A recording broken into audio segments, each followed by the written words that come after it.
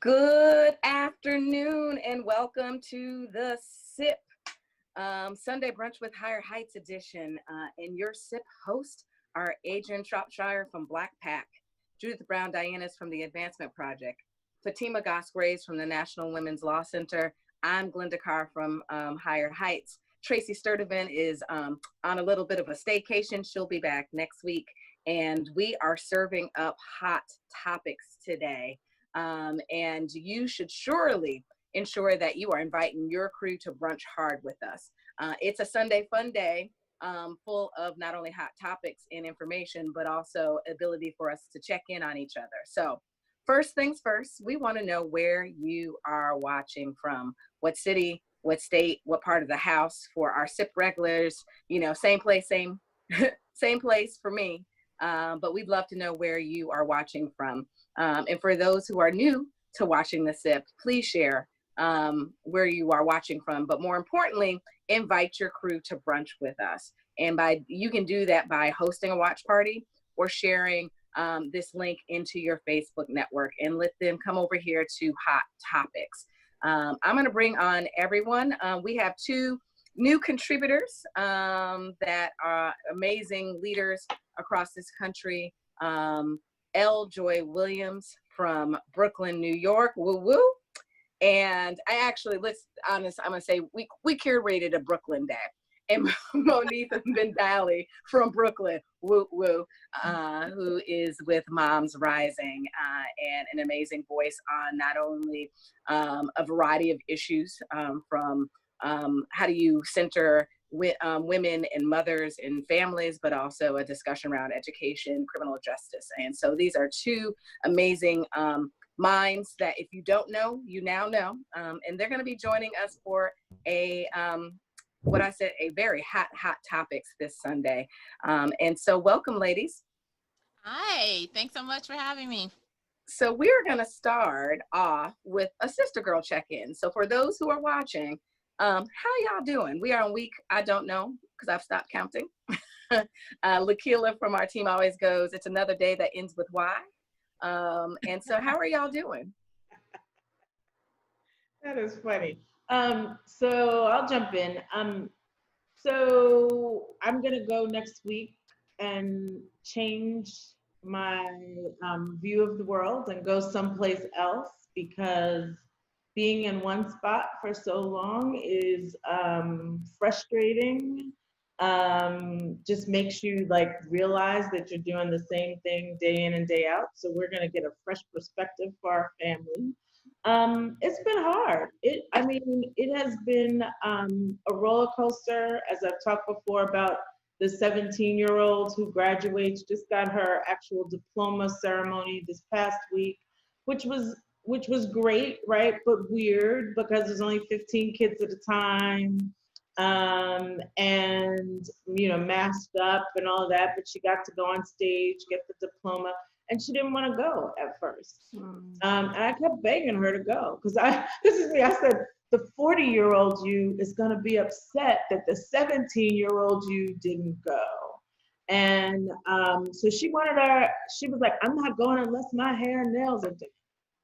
What? So she got her hair and nails done. I mean, you know, if this is what's important to the 17-year-old, then get it done. Because I felt like she'd been deprived of so much that I was like, okay, let's do what we can. But I'm going to tell you that my organization, Advancing Project, decided last week or the week before, my staff decided, we have a committee on preparedness that decided that we wouldn't go back to our office until February. And that's hard. That's really hard. It's an acknowledgement of like where we really are, right? But it is hard to think that your world is going to be on pause for so long. And that for those of us who are gregarious, like, I need to be around people. I'm going crazy up in this mug. And so, so it's just hard. But I'm continuing to take my like airborne immune. I'm taking the elderberry gummies and I'm taking my vitamins and I'm doing my walks and I'm trying to just keep, you know, keep focused.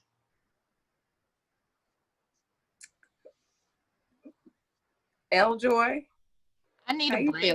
I need a vacation from this break. I mean, being home and working from home, I should be or at least I feel like I should be like in my kitchen cooking and tinkering and creating new recipes and playing around with my technology, my 3D printer in the background. I also got a new Cricut machine and making, you know, crafts and things like that. But then I still feel this pull on what else is going on in the world. That's politically, that's what's happening locally in Brooklyn and New York. And so I can't turn it off. I can't turn it off. And the only way I think to turn it off is to like be somewhere else. But then like the guilt of there are people hungry. There are people still trying to figure out what their kids are going to do. There are people who can't go nowhere. There are people who are making a decision. There are women making a decision to leave the workforce because they have no one else to care for their kids, or couples are making the decision, well, you make more, so I'll stay home. Like, so all of those things, unfortunately, are weighing on me. And so the ability, I have to just find an hour or two or something to be like, okay, I'm going to turn off and go, like, you know, make a pillow or hang some pictures. But even, you know, with that hour, I feel guilty about, you know, what else can be done or what else I can contribute. And that's not even taking into account what is happening in our national politics. So it's a draining time because you want to find time, and outside it says it's summer. Outside you should be frolicking and going to state parks and skipping around a beach and things like that. But what is happening around us, and from a political standpoint, from a social justice standpoint, just keeps weighing on me. Yeah. And so share with us, if you're in the comments, what are your hopes and fears for the moment? What are you doing to center yourself? And so Monifa, what's happening over there in Brooklyn? In Brooklyn, I know with our Brooklyn panel, it's so layered, man. I mean, this whole summer is like an emotional enigma, right? It's like we are in the midst of one of the biggest uprisings in our lifetime. We're right in the middle of a global pandemic. And also, you know, we're fighting on this political front for various policies and to make sure we get out the vote. So it's like, it's so many layers. So there's so many things that are hard and difficult. I also have a high school senior whose school said, well, we'll do a graduation when we can, and that might be next year, you know? So there wasn't like any kind of event other than a closing ceremony online. So we had to do like a parade for her, but it was kind of weird because it was like right in the midst of us like coming from a protest and a demonstration from the day before. So you're going like this is an emotional back and forth. It seems like every day of this summer, you really have to build your range of emotional intelligence just to make it through. And so one of the things that we've been doing is just taking some time in the house to just like debrief and just see, you know, how are the teens and young adults processing this? How am I processing everything that's going on? How are we balancing day in and day out, you know, fighting for Breonna Taylor, and at the same time being inspired and fired up by how many people are fighting for Breonna Taylor, you know, bringing those things together.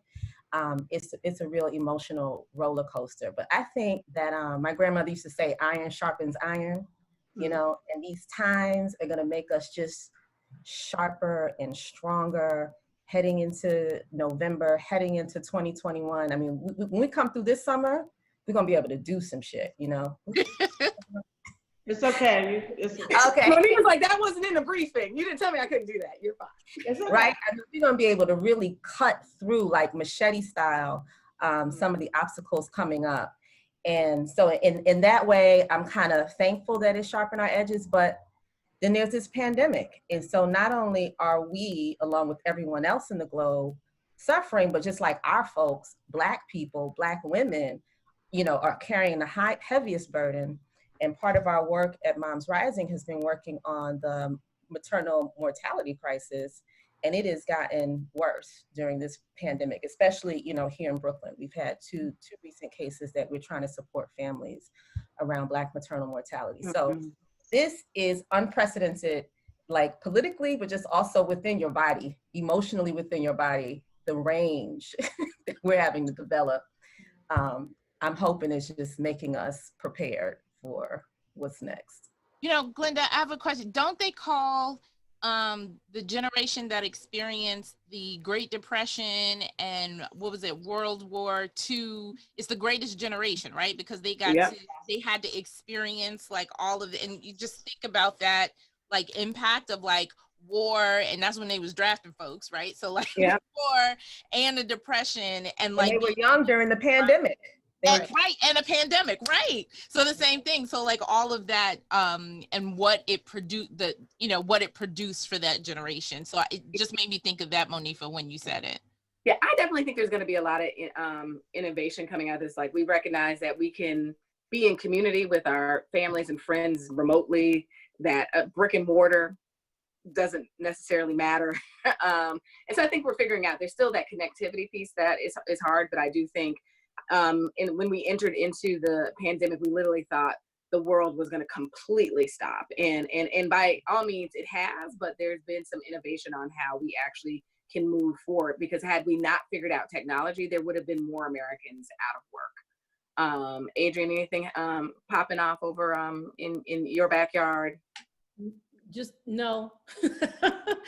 I feel like I've sort of settled in. I mean, I've said before, and I know many, this is not unique at all, but I do feel like it's been a single long day since March. And so I think I've kind of settled into it. I definitely had yesterday morning, to be honest, I had a moment of like, I got to get out of here. And I didn't know where I was going, but I was going to get in my car and just drive to wherever. And then I was like, okay, no, I have other stuff to do. I can't actually just get up and like drive to the end of Long Island. So I think I've sort of settled in. I've tried to lay out like, what I think the rhythm is between now and the end of the year. I am hopeful, right, that what I think is going to be the rhythm is actually the rhythm, but also clear that everything's going to go wrong, both in terms of the movement work, in terms of the election, right, in terms of you just never know who in your circle, in your family might get ill. And that's not even from COVID, right? Like that's just the regular things that happen, even if we were not in a pandemic. So I've sort of settled in. I said the other week that you all know that I'd been walking, and then I finally walked myself out and was like, okay, I don't want to walk anymore.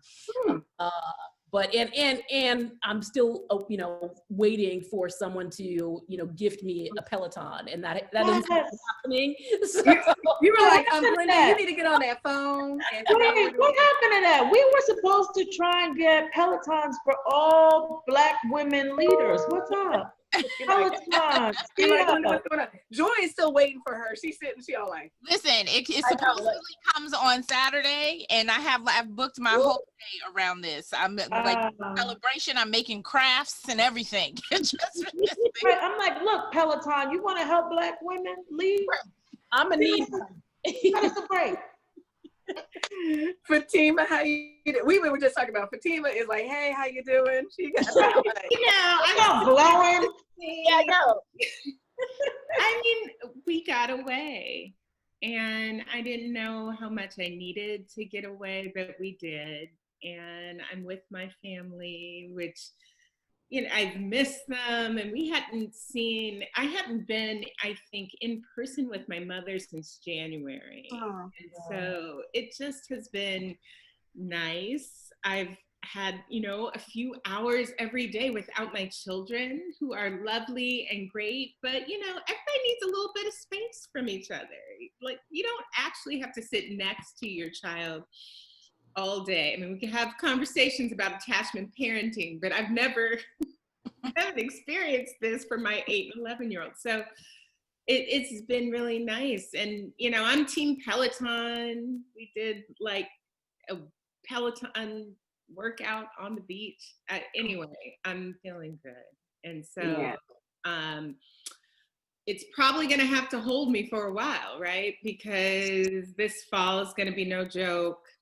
These times are no joke, and we don't know what a second wave brings, which was part of why we made the decision to take a pause and see if we could be together. And we got our COVID tests and quarantined and got together because, we don't know what's in store. And the one thing I think about this time that is always going to stay with me, with all of us, I think, is a reminder of you don't know what time has in store for you. So all that stuff that you're like, I'll do it later, or maybe next time. I spent a lot of time thinking about all those things that I didn't do. Like, why didn't I go to that concert when I should have gone to that concert? And when will I get to go to a concert again? So anyway, I'm feeling good. Yeah, so I noticed in the feed that Danielle Atkinson is watching this. We we all salty about where she is. So Danielle, yes, yes, all day long. But thanks for joining us from your happy place. So same thing with me. I've continued to center gratefulness, because at the end of the day, my family has been healthy. I've been healthy. And there was this this tropical storm that came through the Northeast that I feel like, did we know that it was going to be this bad? And so I'm complaining. You'll probably see me. I'm on my iPad because I still don't have any internet. And so I'm complaining, but my neighbors don't have power, and they haven't had, and they're not going to have power until the 11th. So my first world problems on my internet, when I can use my hotspot, like the amount of technology we have. And so I always kind of center that. And I also just learned that I need to tap out. Like Adrian and I were on a call on Friday. There was an evening call. And I was like, I can't do it. Like, I need a break. And it was like, guess what? The work will get done without me being on this 9 o'clock organizing call. And part of the reason why I couldn't be on it, I needed to take a little time off because I just needed a break, because I had started at 8 o'clock that morning. And Joy, Tracy Sturdivant, and Sonia Locke, who's also a contributor, we were up until 1 o'clock watching Broadway Over Ballots, which was a fundraiser that Higher Heights was one of the beneficiaries. But it was amazing. Joy. I mean, it was like, if you like Broadway, we were like. So it was awesome. Great. Yeah. And so I'm learning to tap out. I have, hit a plateau, but I've lost, double digits. And so I'm trying to center myself. And, I've been doing some arts and crafts, not as much as Joy. One of the things, as you know, I do is like, I'm learning my little floral arrangements. And so, Adrian, as you can see, no sunflowers today. Nice. We've got some 12 dozen roses, because apparently they're giving roses away. I was like, are these 2 for what? And so and as you know, memories are coming up on Facebook. So normally most of us are, you know, vacationing or working in the same place during this time. And so I might have to turn off my memories on Facebook because I can't see it every day. I want to be here. So what was really funny was Valerie Jarrett was on MSNBC this morning. And you know where she was. And I was like, I know exactly where you are. And I don't appreciate it. I don't appreciate it. You flaunting this all over in front of us. Oh, As soon as I saw it, I was like, she's in the vineyard. So we hope that you will continue to center yourselves. But it is true. I think Monifa summed it up, which is Black women in particular were resilient. And we will continue to not only be the defenders of our homes and pulling together our homes, but our communities and our democracy. And so we're going to jump right in. Thank y'all for tuning into this, listening to us, catching up and finding out what's happening in our lives. And Judith is going to start. Lots going on. I woke up and I was like, I got a lot of reading to do since yesterday. So there's been some breaking news. Yep, so we're gonna get into hot topics. Don't forget to share this conversation on Facebook or whatever platform you are on, because we're getting ready to get into the dirty. Speaking of dirty, let's start with Trump signing some executive orders because he actually thinks that Congress doesn't exist for any good reason, and that he gets to make all the decisions. So, so Fatima, I'm gonna come to you first. Tell us what he did overnight. Yeah, I mean, I think we have to remind ourselves that 2.5 months ago, the House passed a bill called the HEROES Act. And that bill did important things like extend unemployment insurance. It provided additional safety protection for workers, continued relief for students around loans, relief around housing. It acknowledged that this pandemic wasn't ending right away. So 2 months go by with no action from Mitch McConnell. They're on this long recess, enjoying summer. They come back and the Senate, McConnell puts forward an outrageous bill, which would have meant that unemployment benefits, that people who are on unemployment right now, they would go from $600 in addition to $200, right? So a huge drop off, wild stuff in that bill, basically giveaways to employers. And there was no deal. There was no space to be had in between, and not the sort of effort for Congress to do its job and come up with relief for people. So Congress was like, okay, well, we couldn't figure it out. We're going home. That's outrageous too. Trump, all of a sudden, releases these executive orders that I just have to, before I say anything, say he doesn't have the authority to do it. So it's like a show. It's like a reality TV show where he puts these executive orders out where he says, I by myself am going to change the unemployment insurance numbers. I by myself am going to give you what he keeps calling a payroll tax holiday. He's basically cutting Social Security. So he put these executive orders out that for sure he cannot do. And where are we left now? Congress still hasn't done its job, which it needs to do. There's real confusion out there now because states are like, so, okay, does that mean we can continue to pay more for unemployment insurance or we can't? And the people who will lose in the end will be individuals. There'll be a question about whether if people continue to get more and Congress doesn't take care of it, they have to pay it back.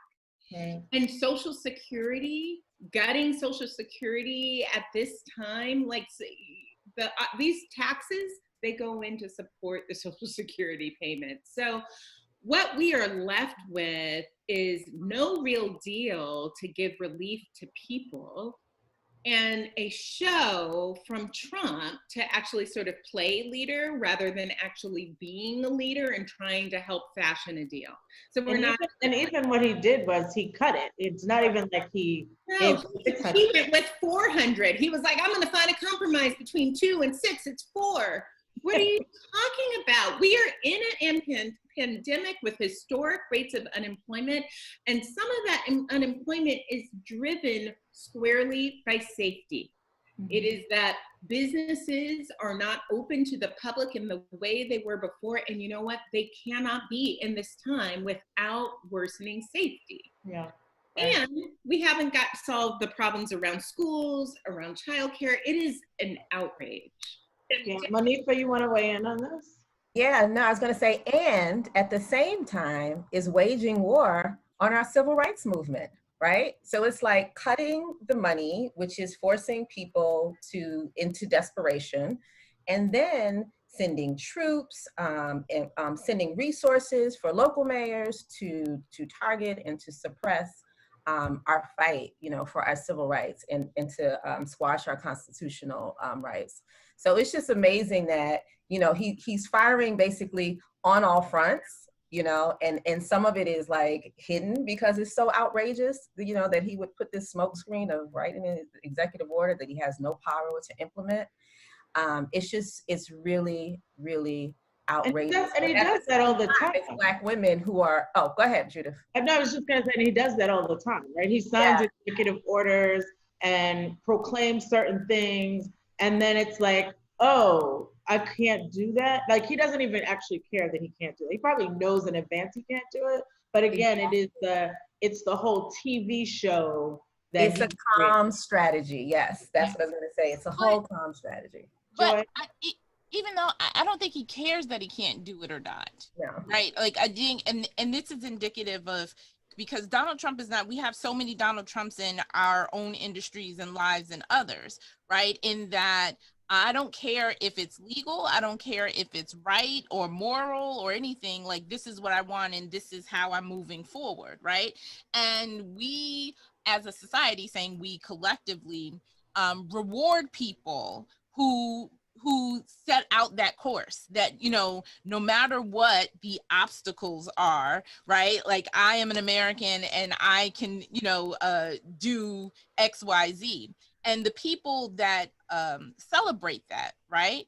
They are going to latch on to the people, like, he's trying to work for us. He's trying to, pass money for us. He's getting through the mud of bureaucracy and things. They don't care about proper, protocol or what Congress is supposed to do. They don't care, right? And so they want someone who they believe, because that's also part of our, like, American ideals of, like, that we at the same time that we say to other countries and other institutions, that the strong man, the dictator, the king is wrong, like, there's still, in our particularly capitalist sort of American ideal, there's someone who is fighting for me rather than, someone who believes in the institutions, believes in the freedoms of all, believes in the inclusion of all.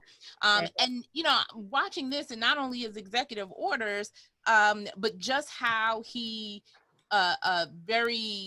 whether it's a press conference by the helicopter, which, by the way, can we stop doing the press conferences at the helicopter? I can't hear, he can't hear, nobody is yelling, his hair is flying in different, like, stop it. Stop doing the press conference there. But if you watch this and then what he's doing, whether it's to the post office, ending the census count early, bypassing Congress and the checks and balances that exist. This is all, set up doesn't matter the structure, right? Because he has been rewarded for this type of behavior his entire career, and people continue to, boost him up in that aspect. And also remember that he signed those checks the first time around, right? Yeah. He actually put slowed the timing down so that the Treasury Department could add his name to the damn checks, because he want to act like I'm doing something for y'all. And it's an election year. But I want to move a little bit larger to, like, COVID. And let's talk about where we are on COVID, because we are in a moment where we have over 5 million people who have tested positive. We have over 160,000 deaths, and things are not getting any better. And in fact, in many states, they're getting worse. So I want to talk a little bit about where we are in this fight, and starting with the idea of the continuing idea of reopening schools. So last week we had, people may have seen the photo of Paulding High School in North Paulding High School in Georgia with the crowded hallway. I think I counted 7 people with masks in one of those photos. Cherokee County, Georgia, first week of school, 11 students and 2 staff tested positive. With 200, then they had to quarantine because of that, 260 students and 8 teachers. And next week we will see more schools opening. So what do you say, ladies, on this reopening? And I would just add one other statistic in there, Judith, and it was reported today that 97,000 children have been tested positive over the last 14 days. Mm-hmm. Just leave that out. Yeah, And that is community testing, right? Haven't even been back to school. So again, more testing will show more positive, but the notion. I think Georgia had a 7-year-old who died this past. Yeah. Yep. Yeah. I mean, I think this situation just completely lays naked the economic insecurity that is the current economic system in the United States, right?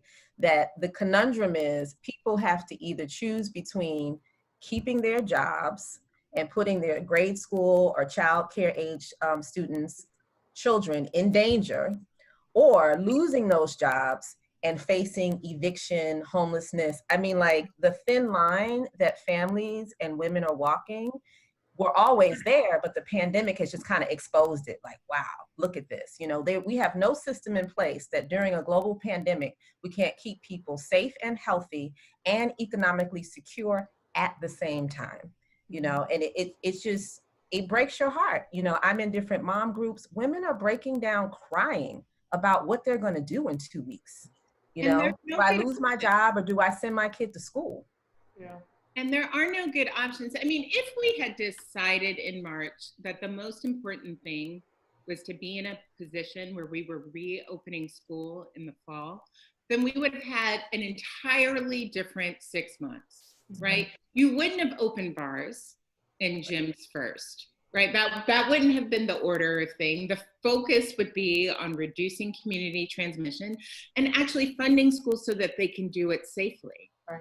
Part of what the problem in Georgia is that you have way too many children walking in a hallway. I mean, even if you put the no masking aside, there's no way to do it safely with the number of children and 2 full adults in a building. So you would have had to resource education in a way we have never done in this country. And that would have required a totally different line of thinking. Different paradigm shift. I mean, yeah, back in March, putting people before the corporate needs would have landed us somewhere completely different now.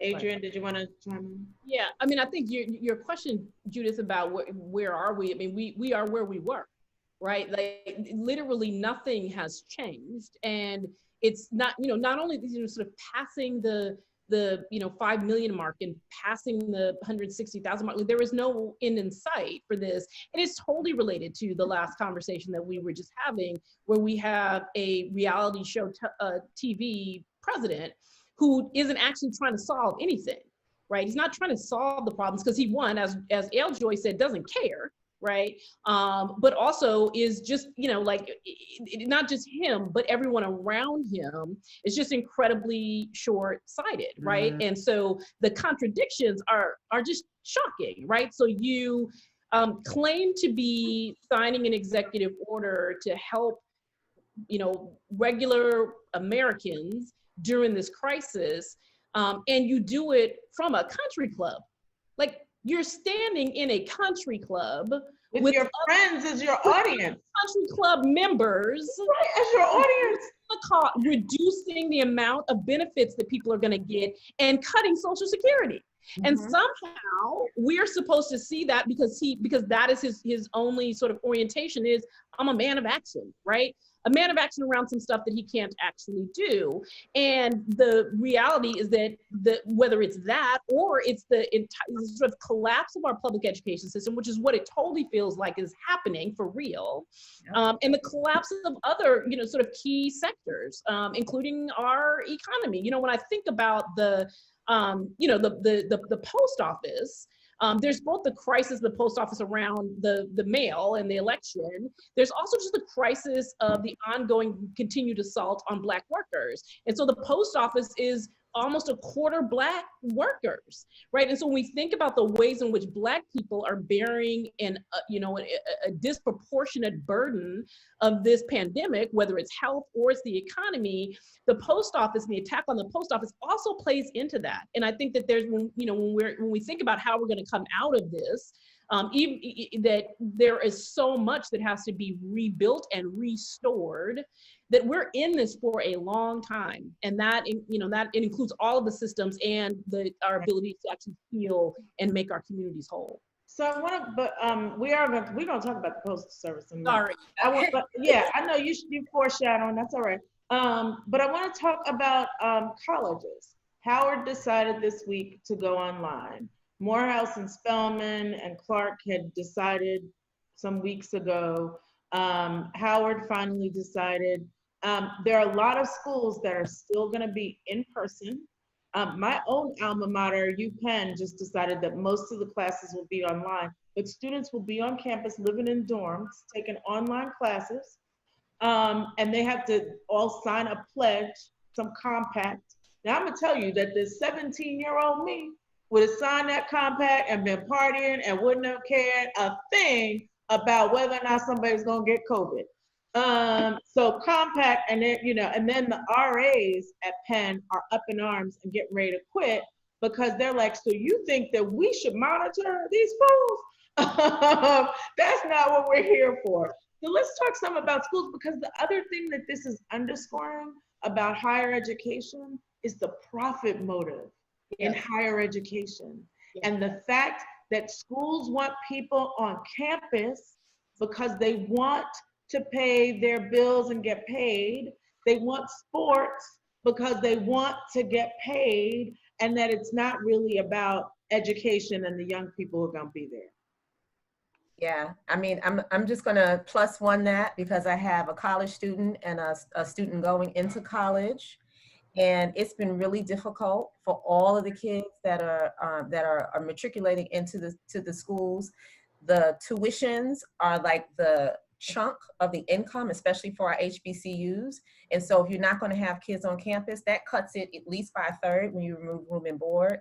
And so one, it highlights, yes, the profit motive, but also the economic instability of many of our colleges and institutions, and why we haven't invested in them so that they could withstand something like this. I mean, public investment in it.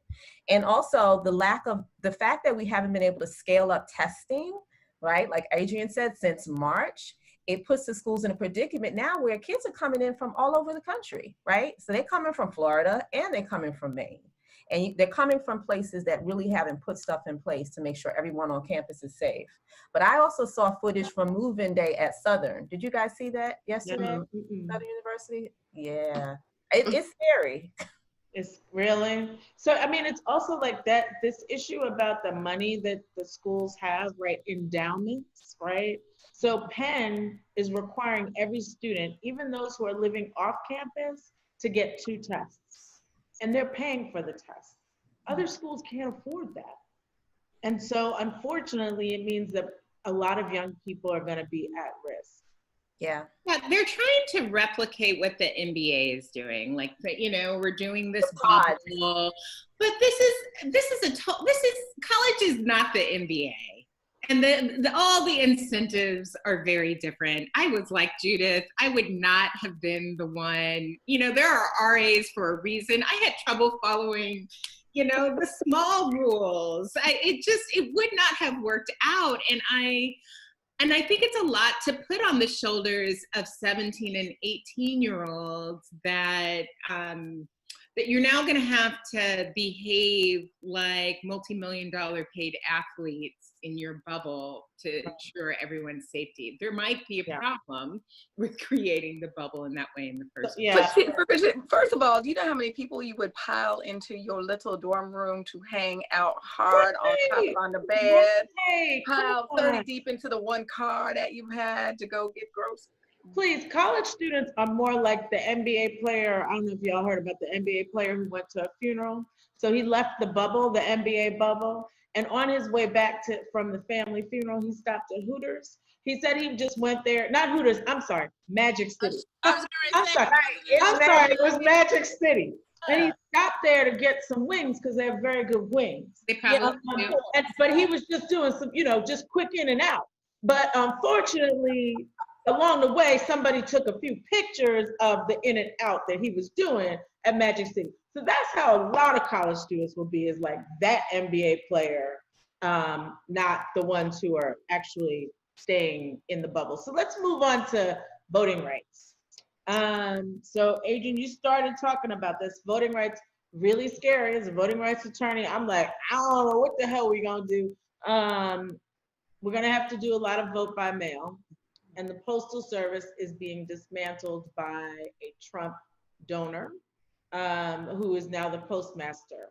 They have started slowing down the mail. They have cut back on overtime for postal workers. And so it's a very scary thing that when we need the Postal Service at its height, running, smoothly, there are significant cuts. Yeah. So the 55th anniversary of the Voting Rights Act was last Thursday. And it is, we can think about it in that, those civil rights leaders and heroes who sacrificed so much, sacrificed for a moment like this in many ways, right? When the American experiment seems to be in free fall, that everyone, including us, right, would be able to weigh in and course correct the direction of the country, right?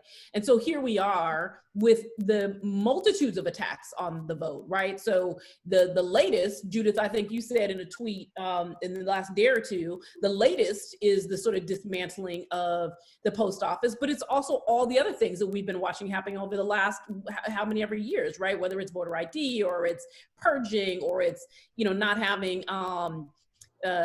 chargers for the machines on election day, right? Like there are all of those things that we've all been concerned about and fighting for. And then there's this massive attack on the Postal Service, where you have most Black folks still want to vote in person anyway, right? Like we're seeing in the conversations that we're having with voters in different states, we're seeing people saying, yes, okay, I'll do it. I'm going to vote by mail. I get why it's important. I've seen all those news shots of people standing in line, right, for hours and hours. And then we hear that there are COVID cases after the election. So people get that, and people want to be safe, and they will vote by mail, but also people want to vote in person. They want to drop their ballot in with the people who they see every time they go and vote and leave their ballot with. And so we have to figure out and make sure, not even figure out, we know how to do it actually, but ensure that there are safe ways for people to be able to vote during early vote, and make sure that people are safe and are able to vote on election day, because that's just what's going to happen. Yeah, so Eljoy, hop in here, because New York had a little bit of some messiness. Eljoy is like our election day Batman. We be post tagging her and all. So bat signal. I want you to assume not everyone knows what happened in New York. I know New York is the center of the universe because I'm from there originally, but assume they don't know.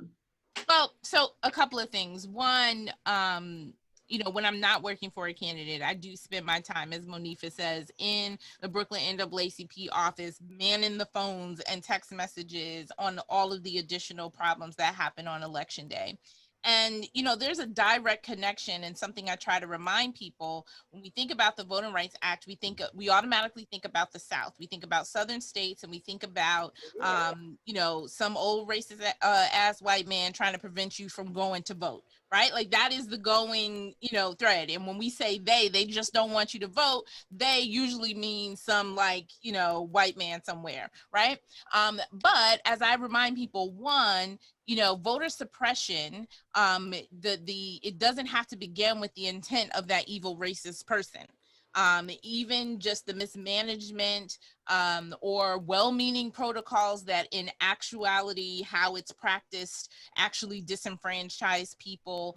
All of those things are part of voter suppression. And it's not something that just happens in the South, in the southern states. It happens here in New York. So when the Voting Rights Act is gutted, we then have here in New York, particularly in Brooklyn, where the voter rolls were purged with the intent of being more efficient, with the intent of taking people off that could possibly be dead or, moved or things like that. But it did not. It actually caused a huge voter suppression issue in that people who were still here, eligible to vote and had a right to vote, were not showing up on the polls. Then fast forward to this past election cycle, when, yes, everyone is dealing with, including the state of New York, which had high rates of COVID cases. And we switched to, there was a conversation on one, do we go to completely 100% mail-in, and we ended up with sending everybody an absentee ballot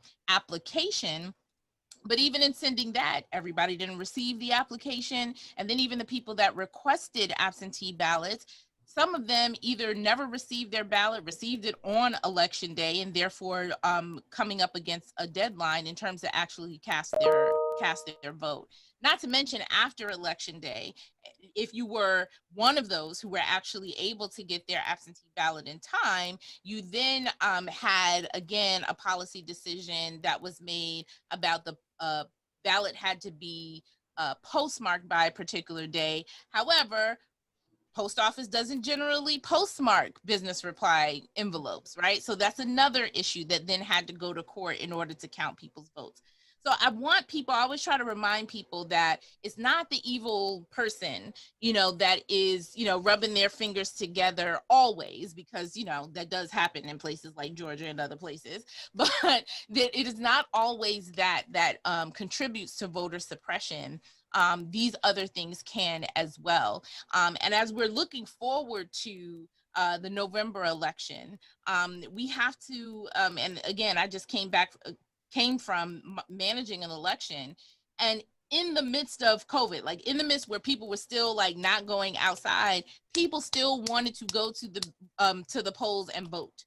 So even though we made provision for people to vote absentee and mail-in voting, they were like, we would call people and be like, I'm waiting on election day. I vote on election day. I've been voting on election day for the last 42 years. I'm gonna go to the polls. My mama went to the polls. My daddy went to the polls. I'm gonna go to the polls. I'm going to the polls. And so we need to prepare for that. Yeah, everybody, I mean, this is the thing, is that everyone needs a voting plan. Understand the rules in your state, understand how to get that ballot if you want to do vote by mail, but have a plan in place. And we're going to come back to this because we're going to do a show on voting rights. So, and we'll continue to talk about this throughout. Okay, because we're running out of time, and I got a few more things. Kanye, that's a quick. Kanye is running, and he's going to be on ballots. And he's right. He's going to be on ballots, and he has said he's a spoiler for Biden. Anybody want to talk about that now? Who he spoiling what? What he's spoiling? He's trying to siphon. What he's spoiling? How many millions of people gonna vote for Kanye West for president? Okay, I'm going to challenge you all to look at some of the comments on Twitter, because there are people who are saying they would vote for Kanye. I did see Nick Cannon endorse Kanye. Major endorsement alert. Major endorsement. Okay, let's move on. But y'all don't discount. No, I think you're right. Yeah. I'm not like for me, at least my perspective, I'm not discounting, and I believe everybody who is eligible to run, I'm not discouraging anybody going through the process in terms of doing that. But I'm saying in terms of being a spoiler, right?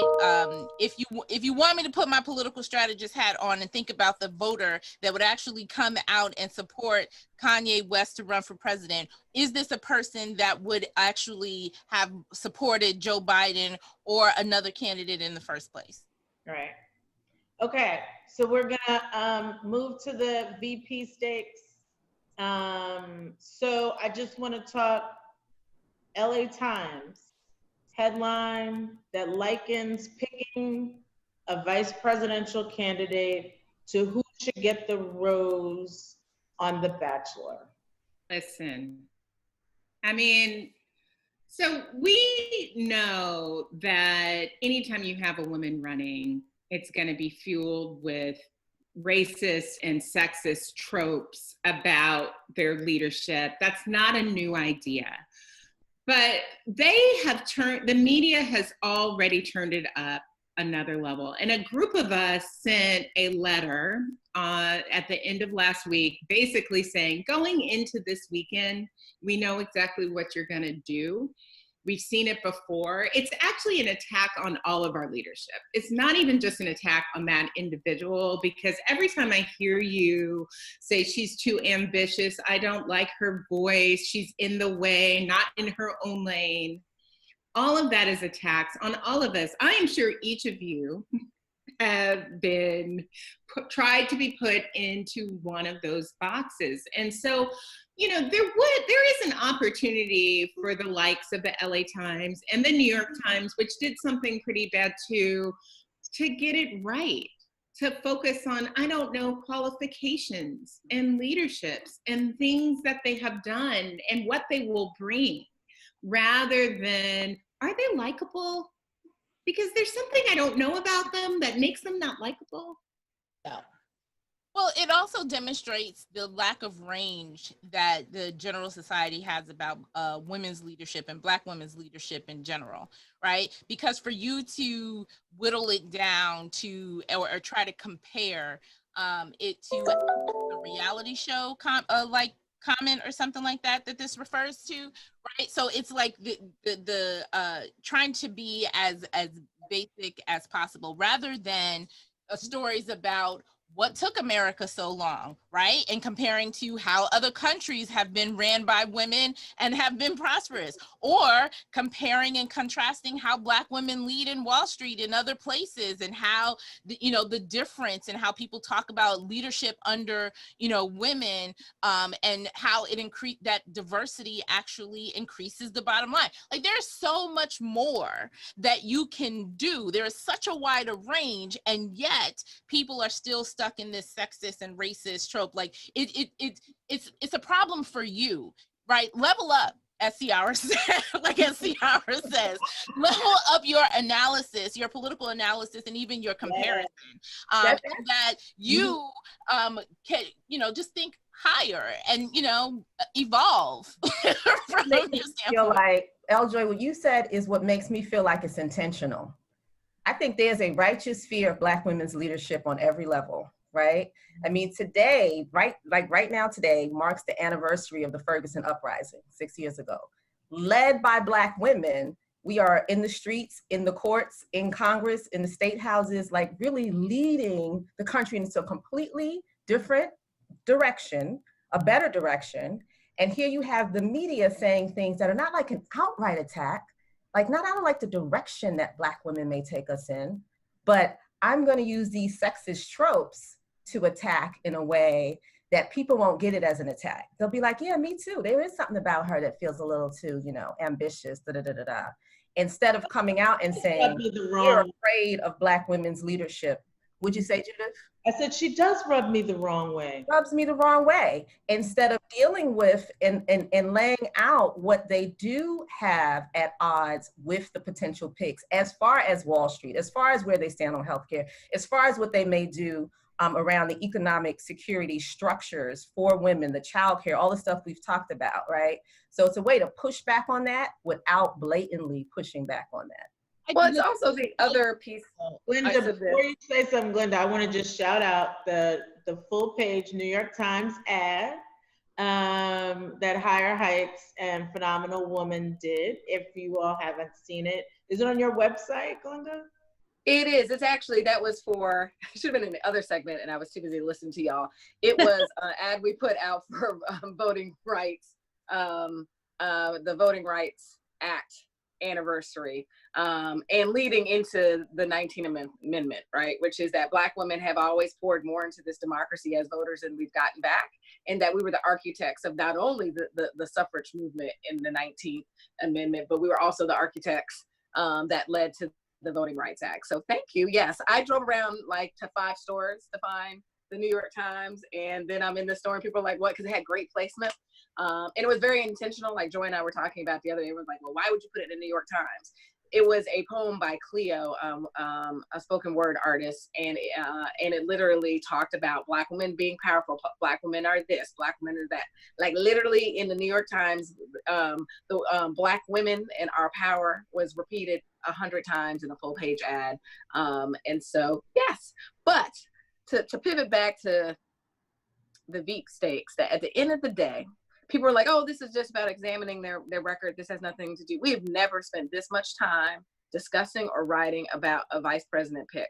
The only difference is if Kamala's name was Kevin, if Karen's name was Kyle, and if Elizabeth's name was Ed, and if Susan's name was Stephen, we wouldn't be having this conversation, and this wouldn't have spent, Chad, like we would not be having this conversation other than the fact that this is the intersection of race and gender, and the Vice President Biden saying if he wins that he's only going to serve for 1 term. So it is, I shared this, it is a series of men, mostly white men, but some brothers who recognize that male leadership is at the brink of extinction, and that it is fully, that they are threatened by the fact that the highest office.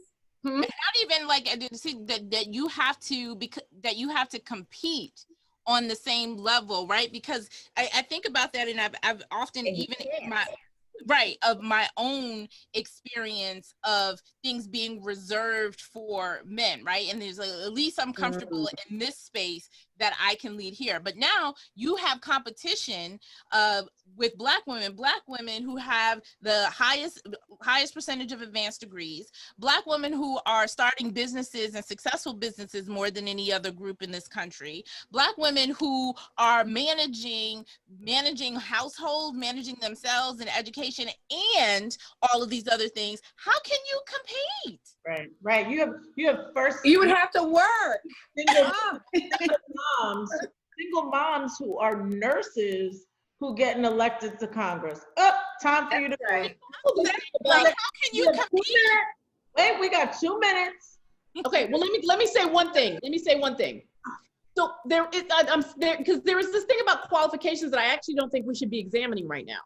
Right, like every single woman that is being considered is actually quite qualified, and this starts to harken back to reminiscent of affirmative action conversations and arguments, right? About qualified, like highly qualified people who folks don't believe are actually deserving, and so that we should remove this question of qualifications entirely from this conversation at this point. Because look who's president. Lord. And there, anyway. So, okay, we got 2 minutes before we need to wrap up. Let's talk about some culture stuff. Hashtag WAP. If you don't know, that is the video by Megan Thee Stallion and Cardi B.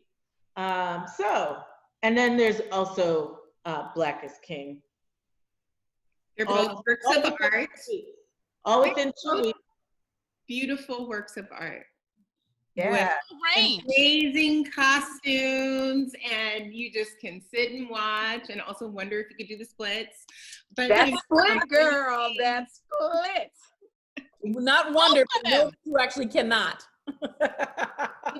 This is connected in a way to the vice president conversation. Come on with that. You know what I'm saying? Like the level of scrutiny, the level of shock really has all to do with just the range, just like our cultural domination right now as Black women. who are the cultural global dominators? Like, forget what the content is, right? If Beyonce puts something out, it's watched, it's listened to, period. And there's a fear around that, because again, this is Black women's leadership. And yes, there's so many conversations that can happen around Black is king. I mean, Black is king, Black is, you know, shepherds, Black is philosophers, all things can be true. I don't feel like she was like upholding monarchies over other things, but showing just the many, many different diverse manifestations of our Blackness. But I really think the scrutiny comes from her power as a cultural icon, and that this is not something that's directed and dominated by the white male supremacist lens. Absolutely. Black women have shown us that we will continue to lead from 1895 to 2020. And you're not going to talk to us any old way, which is where we see these bold women, from everyday women who are holding our homes down, to our elected leaders, to our cultural, those who are driving culture. And so that is what the SIP is. It is a conversation and an intersection, creating a space for Black women to be informed and engaged and to take action. So thank you so much for L. Joy Williams, political strategist, and Monifa Bandele, activist and executive at MomsRising. They'll be back. We're starting to roll out our lineup, the less than 100-day lineup of amazing Black women who will be providing you with all the information you know, a space for you to share your thoughts and comments. And so this week, meet us back on Wednesday for our Power Hour lunch. It is the week where we apparently, L-Joy, get paid our whole damn dollar. So it is equal pay day for Black women, and we're going to unpack that. It takes Black women all the way until August to be able to make the same money that our white male counterparts make in one year. And so we'll be unpacking the policy, politics, and pathway for it on Wednesday, and then meet us back next week. So we always do Sunday brunch. We always have a sip, but we are actually next week asking you to have brunch with us and invite your friends to brunch. So figure out what your menu is going to be, have it spread out, and we are going to have a conversation on #BlackWomenVote. And it'll be a series of, it's going to be like a brunch. We're going to have an invocation. We're going to have some entertainment. We're going to have, some panel discussion. Might have a keynote. So be prepared for that, and and the goal is for you to invite your crew so that you can have your virtual brunch table for this conversation. And then lots to unpack after that, because it is the first of the party conventions happen next week, starting on the 18th. It is also the 19th Amendment's 100th anniversary. So lots happening. And the week after that, the other party, the Republicans, will be having their convention. I don't know how to do it. At this point, everyone's going virtual, praise God, because that's what you need to do. Everybody need to be inside. And we've learned that we can gather online and be safe and still be able to share our common space and a discussion. So thank you for joining the SIP, Sunday Brunch with Higher Heights, with your SIP host, Adrian Shropshire from Black Pack, Judith Brown Dianis from the Advancement Project, Fatima Goss Graves from the National Women's Law Center, and I'm Glenda Carr from Higher Heights. And hey, Tracy, enjoy the rest of your staycation, and we'll see you back on Wednesday. Thanks for joining us. Thank you.